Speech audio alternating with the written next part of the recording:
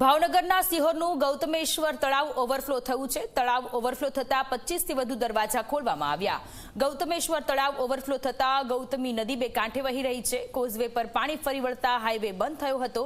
ગૌતમેશ્વર તળાવ સિઝનમાં 14મી વખત ઓવરફ્લો થયું છે। ભાવનગરના સિહોરનું ગૌતમેશ્વર તળાવ ઓવરફ્લો થયું છે અને ગૌતમી નદી કે જે બે કાંઠે વહી રહી છે।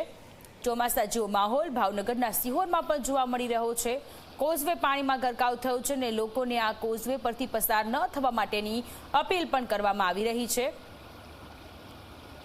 ભાવનગરના સિહોરમાં ગૌતમેશ્વર તળાવ કે જે ઓવરફ્લો થતા ગૌતમી નદી કે જે ગાંડીતુર થઈ છે।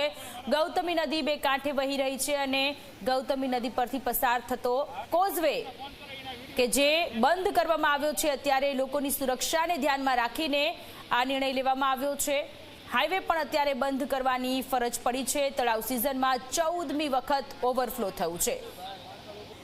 સંવાદદાતા નવનીત ફોન લાઈન પર જોડાયેલા છે। નવનીત, ભાવનગરના સિહોરમાં આવેલું ગૌતમેશ્વર તળાવ કે જે ઓવરફ્લો થયું, ગૌતમી નદી બે કાંઠે વહી રહી છે, કોઝવે અત્યારે બંધ કરવામાં આવ્યો છે, શું છે ત્યાંની સ્થિતિ? ચોક્કસ હાલ જે રીતના કમોસમી વરસાદ વરસી રહ્યો છે ને ઉપરવાસમાંથી જે રીતના પાણીની ભરપૂર આવક થઈ રહી છે તેના પગલે સિહોર તાલુકાનું જે ગૌતમેશ્વર તળાવ છે જે ફરી ઓવરફ્લો થયું છે। ચોમાસાની અંદર આ જે તળાવ છે એ લગભગ 10 થી 12 વખત ઓવરફ્લો થયું હતું અને આ વખતે જ્યારે છેલ્લા 7-8 દિવસથી કમોસમી વરસાદ છે વરસી રહ્યો છે અને ધોધમાર વરસાદના પગલે પાણીની પુષ્કળ આવક થઈ રહી છે। તેના પગલે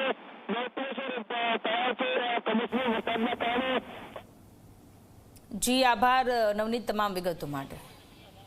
તો ગૌતમેશ્વર તળાવ કે જે ઓવરફ્લો થતા ગૌતમી નદી બે કાંઠે વહી રહી છે, કોઝવે અત્યારે બંધ કરવાની ફરજ પડી છે।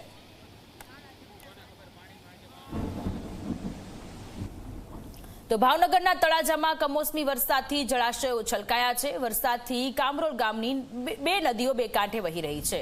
નદીઓ ગાંડીતુર બનતા કોઝવે પર પાણી ફરી વળ્યા। કામરોલમાં કોઝવે બંધ થઈ જતા વાહન ચાલકોને ભારે હાલાકી। કોઝવે પરથી સ્થાનિકોની અવરજવર બંધ કરવામાં આવી।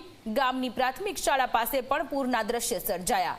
ગામમાં વહેતા પાણીના કારણે વિદ્યાર્થીઓ સહિતના લોકો મુશ્કેલીમાં મુકાયા। 2 દિવસથી સતત કમોસમી વરસાદના કારણે ઉપરવાસમાંથી પાણીની ભારે આવક થઈ છે। પૂરના કારણે ગામની બહાર ગયેલા લોકો ગામમાં પ્રવેશી કેમ નથી શકતા? તો ભાવનગરની આ સ્થિતિ છે। ઉપરવાસમાં ધોધમાર વરસાદને કારણે 2 જેટલી નદીઓ કે જે ગાંડીતુર થઈ છે। ગામની પ્રાથમિક શાળા પાસેથી પાણી વહી રહ્યું છે। ઉપરવાસમાંથી પાણીની ભારે આવક થતા કોઝવે પર પાણી ફરી વળ્યા છે અને કોઝવે બંધ કરવાની અત્યારે ફરજ પડી છે।